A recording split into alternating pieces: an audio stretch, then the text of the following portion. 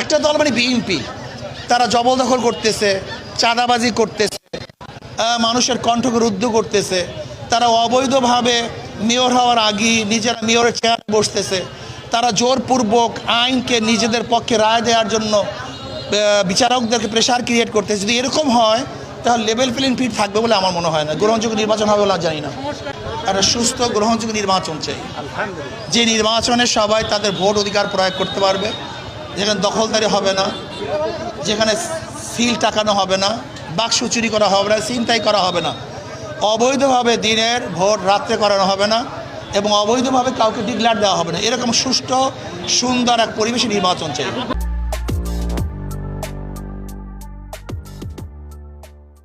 আমাদের মূল টার্গেট হলো ইসলামী দলগুলিকে নিয়ে, ইসলামী দলই নয়, ইসলাম, দেশ, মানবতা, এই তিন মূল ভিত্তিতে যারাই আমাদের সাথে জোট করতে চায় তাদের সাথে জোটবদ্ধ নির্বাচন করা আমাদের মূল টার্গেট, প্রথম টার্গেট।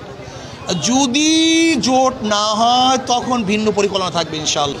এখন পর্যন্ত উনি কোনো নির্বাচন উপহার দেয় নাই, কাজে ওনাকে আমরা এই কথা কিভাবে বলে যে দিতে পারবেন না। উনি চেষ্টা করছেন, তবে আমি মনে করি সিইসির উচিত বিগত সিইসিরা অবৈধ নির্বাচন উপহার দেওয়ার জন্য তারা যে লাঞ্ছিত হয়েছে, অপমানিত হয়েছে, এই সিইসি যেন সেই লাঞ্ছিত অপমানিত না হয়। এখন পর্যন্ত লেভেল প্লেইং ফিল্ড নাই।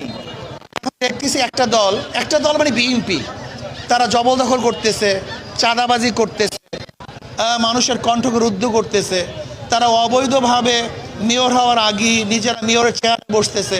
তারা জোরপূর্বক আইনকে নিজেদের পক্ষে রায় দেওয়ার জন্য বিচারকদেরকে প্রেশার ক্রিয়েট করতেছে। যদি এরকম হয় তাহলে লেভেল প্লেইং ফিল্ড থাকবে বলে আমার মনে হয় না। গ্রহণযোগ্য নির্বাচন হবে বলে জানি না।